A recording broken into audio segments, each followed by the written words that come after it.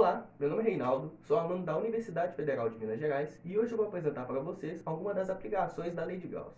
Primeiramente, para se entender o que é a Lei de Gauss, é necessário fazer algumas considerações iniciais. Para começar, vamos considerar uma distribuição de cargas elétricas e uma superfície imaginária fechada qualquer, que esteja envolvendo essas cargas. Essa superfície que acabamos de imaginar é chamada de superfície gaussiana, normalmente representada pelo símbolo ômega. A lei de Gauss, então, determinará que o fluxo total que atravessa a superfície gaussiana é exatamente igual à carga total interna dividida pela permissividade do meio. Essa relação pode ser representada pela seguinte fórmula. É importante salientar que o processo de delimitar o formato da superfície gaussiana se faz como um dos passos mais importantes durante a realização dos cálculos, visto que tais dessas formas podem facilitar ou dificultar no momento da aplicação da lei de Gauss. Essas superfícies podem variar entre cubos, esferas, cilindros ou até mesmo circunferências simples, e algumas delas nós veremos hoje. De maneira geral, a lei de Gauss pode ser utilizada em dois casos. No primeiro deles, precisamos conhecer a distribuição das cargas, e caso a superfície possua pontos de simetria suficiente, nós podemos determinar o campo. No segundo caso, se conhecemos o campo, é possível determinar superfícies adequadas que vão nos ajudar a calcular a distribuição de cargas. A primeira de muitas aplicações que pode ser feita através da lei de Gauss é a determinação do campo elétrico na superfície de um condutor. Os condutores são materiais onde as cargas elétricas podem se movimentar com mais facilidade. Isso acontece devido aos elétrons livres presentes na sua camada de valência. A gente tem como exemplo materiais metálicos como cobre, ferro, ouro e prata. Em uma situação de equilíbrio eletrostático, é dito que o condutor eletrizado chega a uma estabilidade, ou seja, quando não é possível ter um movimento ordenado de cargas elétricas, e por isso o campo elétrico tem que ser nulo no seu interior. Vamos então considerar uma superfície gaussiana no interior de um condutor em equilíbrio eletrostático, extremamente próxima da sua superfície interna de seu material. Como o campo elétrico é nulo no interior do condutor, ele é, em particular, nulo sobre a superfície gaussiana. Dessa forma, o fluxo é nulo e, pela lei de Gauss, a carga líquida no interior da superfície também é. E como a superfície está extremamente próxima à superfície interna, esse resultado também implica que a carga total líquida no interior de um condutor em equilíbrio eletrostático será sempre nula. Essa afirmação pode ser representada pela seguinte fórmula. Através disso, podemos afirmar que se caso haja um excesso de carga, ela estará distribuída na superfície do condutor. Esse é o princípio que explica a gaiola de Faraday.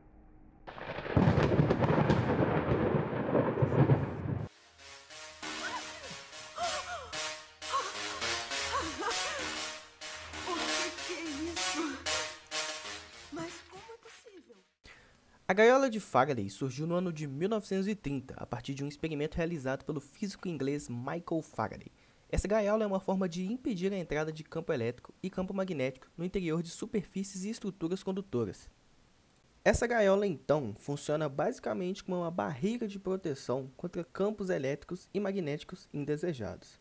Ela tem uma enorme aplicação prática e um dos maiores exemplos encontrados em nosso dia a dia é o aparelho de micro-ondas, que possui um revestimento interno apropriado que contém as ondas eletromagnéticas apenas em seu interior. Também é possível aplicar a lei de Gauss no cálculo do campo elétrico num ponto de um plano delimitado por uma placa infinita ou ilimitada, com distribuição de cargas elétricas uniformes e num ponto fora e perpendicular ao sistema. Para realizar esse feito, basta tomarmos uma carga Q situada à esquerda do ponto desejado, que terá uma carga Q à direita com a mesma distância do ponto, de forma que a componente lateral entre elas seja nula. Com isso, basta determinar a superfície gaussiana, que nesse caso será a superfície externa de um cilindro reto, que nos ajudará a determinar o campo elétrico num ponto exterior ao plano das cargas, como pode ser visto na imagem seguinte. Dessa forma, podemos ver que os fluxos na superfície lateral do cilindro são nulos. Já na superfície superior e superfície interior, o fluxo pode ser calculado pela seguinte fórmula. Também é possível se utilizar da lei de Gauss para calcular o campo elétrico gerado por um fio retilíneo infinito com uma densidade linear de cargas. Para fazer isso, vamos imaginar um elemento de carga situado em um outro elemento de comprimento do fio.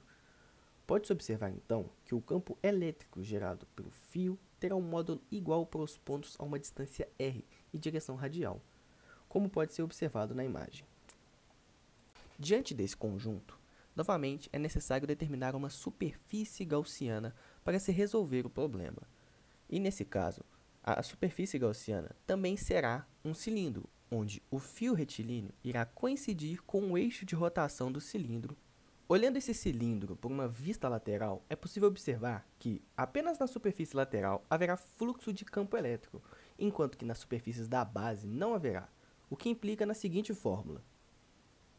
Esse resultado mostra que o campo elétrico decresce à medida que vamos tomando pontos cada vez mais distantes do fio, ou seja, o campo elétrico é inversamente proporcional à distância do fio. Além das aplicações apresentadas, a lei de Gauss pode ser utilizada em outras várias ocasiões. Entre elas, podemos citar algumas, como cálculo do campo gerado por uma esfera metálica carregada, cálculo da carga no vértice de um cubo e, por fim, o cálculo do campo em cavidades esféricas. Bom, pessoal, essas foram algumas das aplicações da lei de Gauss e eu espero que vocês tenham gostado. Até a próxima!